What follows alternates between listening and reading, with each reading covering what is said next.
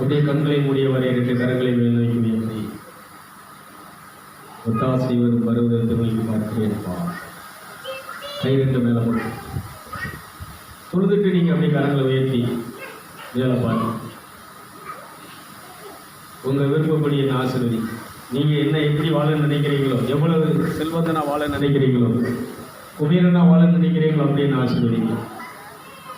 நான் ப்ரேயர் பண்ணேன்னா எனக்கு தெரியாது. நான் அழிஞ்சு போகிறத கேட்பேன்,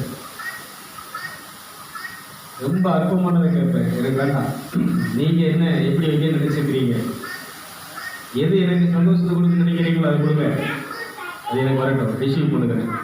கை வைத்து நீங்கள் அது உங்களுக்கு நிகழ்ச்சியை பார்க்குறவங்களுக்கு நான் சொல்கிறேன், கேளுங்க. நீ கேளு கிடைக்கும், கேளுங்கள் கொடுக்கப்படும், தட்டுங்கள் திறக்கப்படும், தேடுகிறவன் அதை கண்டடைகிறான். 16 செல்வம் உனக்கு வரும். நீ குபேரன், நீ அழகும் சௌந்தரியம் நிறைந்தவன், ஞானம் நிறைந்தவள். நீ சாதாரண பெண்மணி கிடையாது தங்கச்சி. நீ காலேஜ் படிக்கலாம். அது இந்த உலகத்தில் நீ அறிவாளியாக வாழ்றதுக்கு உதவும். ஆனால் உன் ஞானத்தை கேளு, உன் ஞானத்தை தாங்க. சாலமோன் கேட்டா, இந்த பூமியில் மதிப்பு மரியாதையோடு வாழணும், உங்கள் ஞானம் வேணும். பேர் புகழோடு வாழணும்னா உங்கள் ஞானம் வேணும். நான் யாருக்கும் அடிமையெல்லாம் வாழணும்னா உங்கள் ஞானம் வேணும்.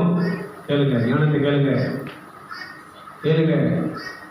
ஞானம் ஒன்று கிடைச்சா போதும். ஞானம் தான் அந்த பரலோகத்துக்கு உங்களை கொண்டு பரலோகத்தினுடைய அந்த பொக்கிஷங்களை, செல்வங்களை, அந்த ஆசீர்வாதங்களை உங்களுக்கு பெற்றுத் தருகிறது.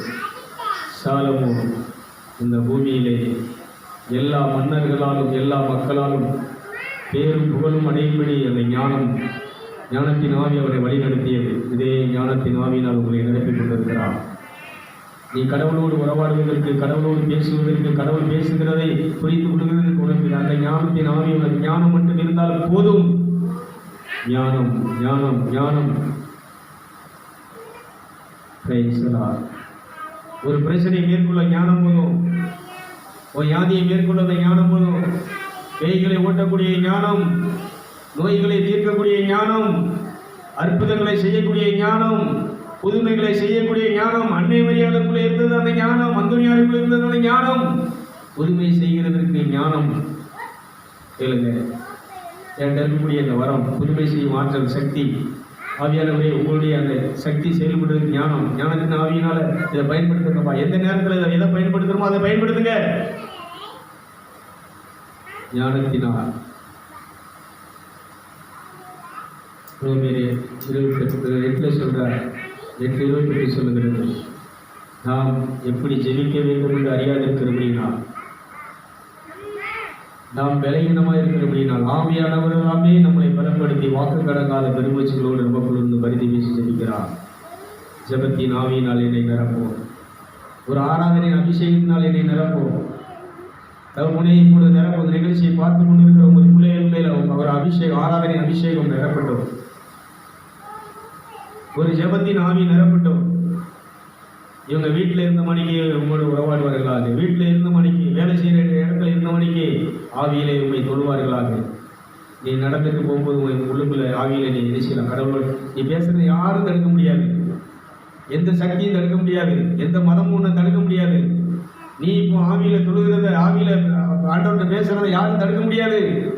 இப்போ நீங்க ஆவியில பேசி மௌனமா இருக்கிறீங்க, வாய் மௌனமா இருக்கு, ஆனால் உங்க ஆவி பேசிட்டு இருக்கீங்கன்னா ஆவியில பேசுறது இதுதான் ஆண்டவர் கேட்கும். உன் இருதயத்தின் விருப்பங்களை அவர் நிறைவேற்றுகிறார். இப்போ நீங்க சந்தோஷமா போகும். இப்போ நீங்க ரொம்ப ஹாப்பியா இருக்கிறீங்க, இப்போ பாரம் இல்லாம இருக்கிறீங்க, இப்போ ரொம்ப உங்க பாடியே ரொம்ப லேசா இருக்கும். லேஸ் எங்களை நேசிக்கிற அன்பின் பரிசுத்த பிதாவே, இந்த இல்லற வாழ்க்கையிலே உங்களுடைய பிள்ளைகள் எப்படி உம்மோடு இணைந்து வாழ்வது, எப்படி உம்மோடு சஞ்சரிப்பது, உறவாடுவது என்பதை ஆவியானவரே நீர் வழிநடத்துகிறார்கள். இந்த நாளிலே இதோ மிக்கேல் அம்மா ஜங்ஷன் இவருடைய திருமண நாள் 2 வாரத்துக்கு முன்னாடி பார்த்தோம். அந்த நாளை கரத்தில் ஒப்படைக்கும் ஐயா. இன்றைக்கும் அந்த நாளை நினைத்து உமது பிள்ளைகள் இந்த திருத்தலத்தில் அன்பு விருந்தை செய்கிறார்கள். வந்திருக்கிற நம்முடைய பிள்ளைகளுக்கு கொடுக்க ஆயத்தமாக இருக்கிறார்கள். இந்த குடும்பத்தை ஆசீர்வதிக்கிறேன். உடைய பிள்ளைகளை ஆசீர்வதிக்கிறேன், பேர பிள்ளைகளை ஆசீர்வதிக்கிறேன். பரலோகம் ஆசீர்வதிக்கட்டும். நீங்கள் கடன் வாங்காதிருப்பீர்கள், கடன் கொடுப்பீர்கள் என்ற வார்த்தையின்படி இவர்கள் கொடுக்க முடியாது, தானம் பண்ண முடியாது, தர்மங்களை பண்ண முடியாது, உமக்கு விருப்பமான காரியங்களை செய்யும்படியாக ஒரு பிள்ளைகளுக்குள்ளே இருந்து செயல்படுகிறார், வழிநடத்துகிறார். நற்செய்தி அறிவிக்கிறதும் நல்ல செயல்களை செய்தவருடைய கடமை என்பதை உணர்ந்து ஆண்டவரே இவருடைய வாழ்நாளிலே தொபியாசை போல தானங்களை தர்மங்களை செய்து தன்னுடைய பிள்ளைகளுக்கு அதை கற்றுக் கொடுத்து அந்த பிள்ளையும் ஒரு நீதிமானாக தான தர்மங்களை செய்து உமக்கேற்ற வாழ்க்கை வாழ்ந்தது போல இந்த குடும்பமாய் வாழட்டும். இந்த நிகழ்ச்சியை பார்க்கிற அத்தனை பிள்ளைகளும், இந்த தூயாடி திருத்தலத்துக்கு வரக்கூடிய அத்தனை பிள்ளைகளும், தேவசாய நிகழ்ச்சியை பார்க்கிற அத்தனை பிள்ளைகளும் செல்வந்தர்களாக குபேரர்களாக இருப்பார்களாக. இவர்கள் கடன் வாங்காது கடன் கொடுக்கும்படியான ஆசீர்வாதத்தை கட்டவிழ்கிறேன். தொழில் ஆசீர்வதிக்கப்படட்டும், வியாபாரம் ஆசீர்வதிக்கப்படட்டும், இவருடைய கையின் வேலைகள் எல்லாம் ஆசீர்வதிக்கப்படட்டும், இவருடைய ஆடு மாடுகள் ஆசீர்வதிக்கப்படட்டும். இவருடைய குறைகள் எல்லாம் பிலிப்பியர் 4:19 படி நிறைவாகட்டும் என்று சொல்லி நான் ஆசீர்வதிக்கிறேன். மறதி அங்கி மரபோஸ் எப்பொழுதும் 24 மணி நேரமும் உங்கள் மாசற்று விளையாடப்பட்டிருக்கும் உங்கள் பிள்ளைகளுக்குள்ளே செயல்படட்டும், ஆராய் பெருக்கெடுத்து விடட்டும். உங்கள் பிள்ளைகளுடைய மன விருப்பத்தின்படி ஆவியின் சிந்தையின்படி அனைத்தும் நடப்பதாக. சுகமளிக்கிற வல்லமை இவர்கள் பயன்படுத்தும் போது உடலில் இருக்கக்கூடிய வியாதிகள் சரீரத்திற்கு வெளியேறுவதாக. ஆண்டவரே, இந்த நிகழ்ச்சியை பார்க்கக்கூடிய பிள்ளைகள் எப்பொழுதெல்லாம் இந்த குணமாக்குகிற வரத்தை பயன்படுத்தி வியாதிகளை சுகமாக்க வேண்டும் என்று நினைக்கிறார்களோ அப்பொழுது உடலில் இருந்த வியாதிகள் மறைவதாக, வலிகள் மறைவதாக, இடுப்புலிகள் மறைவதாக, குறுக்குலிகள் மறைவதாக, கேன்சர் மறைவதாக, பிரஷர் மறைவதாக, சுகர் மறைந்து செயலிழந்து போவதாக. அனைத்து வியாதிகளும் இந்த தேவசாய நிகழ்ச்சியை பார்க்கிற அவர்களுடைய உடலில் இருந்து செயலிழந்து போகும்படியாக கட்டளையிடுகிறேன். பிசாசை, வியாதியை கொண்டு வருகிற சாத்தானை இப்பொழுது சரீரங்களை விட்டு வீட்டை விட்டு வெளியேறிப்போ. இயேசுவின் மாசற்ற இரத்தத்தை இந்த வீடுகளிலே தெளிக்கிறேன், இவருடைய உடலிலே தெளிக்கிறேன், இவருடைய வீட்டை சுற்றிலும் தெளிக்கிறேன், இவர் வேலை செய்கிற இடத்தை தெளிக்கிறேன், ஆபீஸிலே தெளிக்கிறேன், இவர்கள் விவசாயம் பண்ணுகிற வேலை செய்கிற நிலத்திலே தெளிக்கிறேன். எல்லா பாவங்களும் சாபங்களும் வீட்டை விட்டு வெளியேறுவதாக, இவருடைய கையின் வேலைகளை செய்கிற தோட்டத்தை விட்டு நிலத்தை விட்டு வெளியேறுவதாக, வியாபாரத்தை விட்டு தொழிலை விட்டு வெளியேறுவதாக. இந்த நிகழ்ச்சியை பார்த்து கொண்டு கடல் தொழில் செய்து கொண்டிருக்கக்கூடிய, போட்டு வைத்திருக்கக்கூடிய, கடற்பரத்தில் இருக்கக்கூடிய அனைத்து கடலோரத்தில் இருக்கக்கூடிய கடற்பரத்து மக்களுக்கு ஆச்சரிக்கிறேன். பாவத்திலும் சாபத்திலும் ஆண்டவரே தொழில் முடங்கி போய் கிடக்கிறது. இவர்கள் புனிதர்கள் என்று நினைத்து, தாய் அன்னை மரியாதை என்று நினைத்து ஆண்டவரே இந்த கத்தோலிக்க மதத்தினுடைய மத வழிபாட்டிலே இருந்து சாபத்துக்குள்ளும் பாவத்துக்குள்ளும் இருக்கிறதை அவர்கள் உணர்ந்து அவர்கள் கண் திறக்கப்பட்டு படைத்த உம்மை மரியாதை எப்படி உம்மை தொழுது கொண்டார்களோ, உமக்கு ஊழியம் செய்தார்களோ, எப்படி உமக்கு அர்ப்பணித்து உமக்காக வாழ்ந்தார்கள், இதுபோல இந்த கத்தோலிக்க சபையில் இருக்கக்கூடிய அத்தனை மக்களும் அன்னை மரியாதை போல உமக்கு அர்ப்பணித்து, வாலிபத்தை தன் உமக்கு அர்ப்பணித்து, வாழ்க்கையை உமக்கு அர்ப்பணித்து, தன்னுடைய பிள்ளைகளை உமக்கு அர்ப்பணித்து உமக்கு விருப்பப்படி வாழ்ந்து ஆசீர்வாதமானவர்களாக வாழட்டும். அவருடைய தொழில் ஆசீர்வதிக்கப்படட்டும், அவருடைய வீடு ஆசீர்வதிக்கப்படட்டும். அவர் குடும்பத்தில் உடைய எல்லா யாதியை உண்டு பண்ணுகிற பிசாசு இப்பொழுது வெளியேறுவதாக, சாபங்கள் வெளியேறுவதாக. ஆண்டவரே, இந்த சின்னத்துறை, புத்தந்துறை, கூத்தூர், நித்திரவலை, நீரோடி, இரமந்துறை அந்த ஏரியாவில் இருக்கக்கூடிய அனைத்து மக்களும் உம்முடைய பரிசுத்தாவின் அபிஷேகத்தை ஆண்டவரே அந்த தியான சென்டரிலே இருந்து ஆண்டவரே இந்த பலனை பெற்றார்கள். ஃபாதர்ஸ் அந்த ஆலயங்களுக்குள்ளே உடைய பிள்ளைகளாய் எங்களை தியானம் அனுமதித்த பொழுது அந்த ஒவ்வொரு கோயிலும் உடைய அபிஷேகத்தினால் ஆவியானவர்களுடைய தேவனையும் உடைய ராட்சியம் உடைய ஆளுகையை அந்த கடற்புறத்து மக்கள் மேல் வந்தது போல இப்பொழுதும் திரும்பவும் உங்கள் ராட்சியம் வருவதாக. கடற்புறம் முழுவதும் உங்களுடைய ராட்சியம் வரும், ஆவியானவருடைய ஆளுகை அபிஷேகம் வழிநடத்துவதாக. இந்த நிகழ்ச்சியை பார்க்கிற அத்தனை பிள்ளைகளும் ஆவியிலே தொடர்பு கொள்வார்களாக. இந்த மத வழிபாட்டிலே அவர்கள் கலந்து கொள்ளாது, மத வழிபாட்டை பின்பற்றாது, மத வழிபாட்டின்படி வாழாது, உங்களுடைய விருப்பத்தை வாழட்டும் என்று சொல்லி பிதா குமாரன் பரிசுத்தாவின் நாமத்திலே ஆசீர்வதிக்கிறேன் நல்ல பிதாவே. ஆமென், ஆமென், ஆமென். எனக்காக